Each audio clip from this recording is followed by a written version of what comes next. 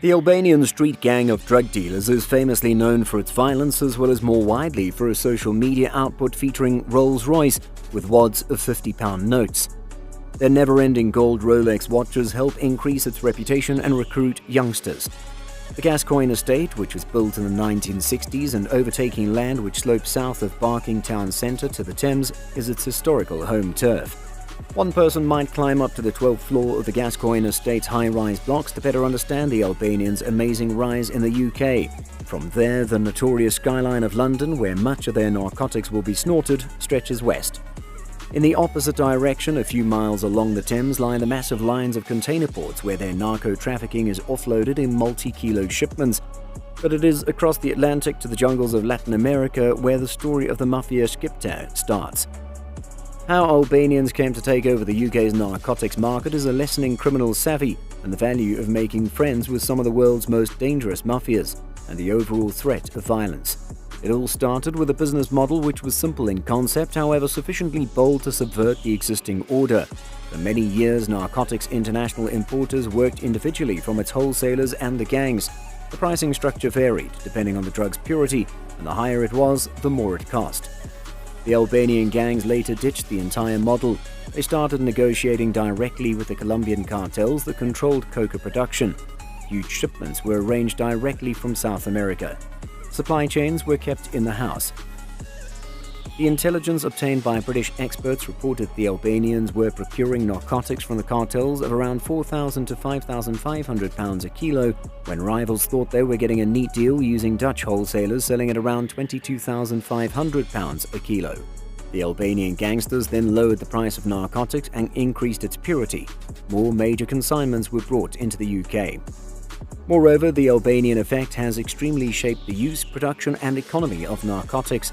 The drug is at its lowest price in the United Kingdom since 1990 and richer than it has been for the last few decades, which has caused record fatalities. Also, it's worth noting that the United Kingdom has the highest number of youngsters in Europe. And more broadly, the far bigger and more frequent drug shipments have been seized entering the UK as narcotics production in South America has hit record levels, up to 31% in 2016. Rivals to the Albanian gangs like Hellbanians originally struggled to rival as they had an inferior, more expensive product. Their only option has been to buy narcotics which were sourced from the Mafia Shqiptare. Now nicknamed the Golden Lion, the Albanian gangster makes an estimated £1 million a week sending migrants to Britain on flimsy dinghies. The Albanian gangster told the reporters who met him as clients that he could take them in for $4,500 each and promised that the British authorities would provide them with food, blankets and almost everything else they needed before putting them up in a hotel. He said, "After that, you can go wherever you want." French police captured the Albanian a few hours after meeting with the undercover journalists, only to be released the following day. The news reported he is just one of a string of organized trafficking gangs we found in northern France, one of which has around 600 people on a waiting list for spots on small boats. About more than 32,000 migrants have crossed the English Channel in these boats so far this year, and more than they crossed in all in the year 2021. Albanians made up about 60% of summer arrivals. Now showing how easily people smugglers can outsmart the authorities, and the gangster was picked out by French police just hours after reporters met him, and only to be released the following morning to resume his operations immediately. Moreover, showing how easily people smugglers can outwit the authorities, the Albanian gangster was picked up by French police a few hours after the police met him, just to be released the following morning to resume his operations immediately. This gangster is just one of a string of highly organized trafficking gangs we found in northern France, one of which has around 600 people on a waiting list for places on small boats. Probably the most shocking investigation also found that gang warfare with frequent gunfights is rife between competitor traffickers who act like mafia bosses battling to control illegal camps and launching areas on beaches.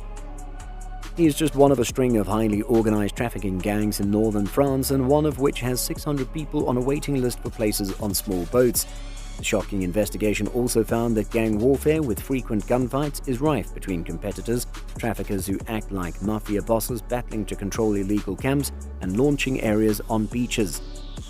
More than 32,000 migrants have crossed the English Channel in small boats so far this year, which is more than made it through the whole of 2021.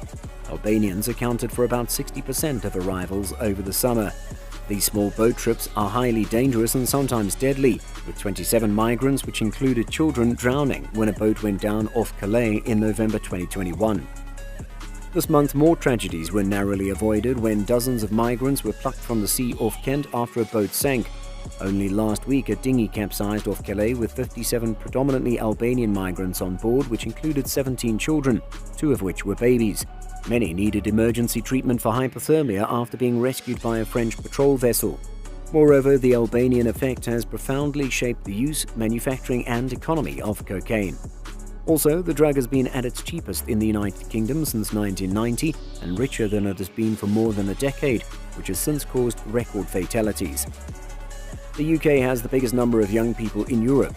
More broadly, more extensive and frequent drug shipments have been seized entering the country as narcotics production in South America has hit new record levels, around 31% in 2016. The competitors to the Albanian gangs, like Hellbanians, originally struggled to compete because they had a second-class, more expensive product. Their only option has been to buy substances sourced from the Mafia Shqiptare. There is also considerable evidence that not only are the Albanian gangs working with the Ndrangheta, but they have formed the tightest of alliances. Sources say the Italian mafia considers the Albanians as equals. Rotterdam in the Netherlands is known as Europe's largest seaport, with 8 million containers passing through each year. Many arrive through the direct Columbian Express passage before crossing to Harwich in Essex or Hull. Also, the second busiest European port is Antwerp in Belgium, that connects to the Thames port of Tilbury, just 15 miles from Albanians' territory. Still, even the most senior Albanians are caught sometimes. Klodjan Kopja, 30, who ran a $60 million substance import syndicate, was jailed in 2017 after his couriers were stopped meeting drug-laden lorries arriving in Kent. One striking facet of the NCA term, which the Albanians increased prominence, is their having and so far avoided becoming embroiled in tit-for-tat feuds with competitors. The latest UK criminal threat assessment stated that the Albanians are not really skilled at developing relationships as well as forging links with other OCGs or the organised criminal gangs. This kind of relationship building left Liverpool as the only part of the UK which routinely does not sell Albanian-sourced narcotics. Not only has the Merseyside port its direct access to South America, but the city's own criminal gangs jealously guard its turf. There is another repercussion of the Albanian model that has, say some, helped fuel knife crime as well as substance disputes by making cocaine affordable to smaller and much younger street gangs. A recent report by the London Borough of Waltham Forest stated that the gangs were moving from postcode competitors to commercial enterprises focused on dealing cocaine. And so long as Mafia Shqiptare keeps delivering their narcotics, recruiting youngsters to the infamous Albanians' gangster life has never been easier.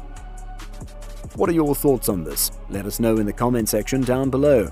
If you enjoyed today's video and found it interesting, then make sure to leave us a thumbs up and don't forget to subscribe to our channel and click on the bell icon to be always updated with the most exciting content as soon as it's uploaded. Thanks for watching. See you again soon in another video.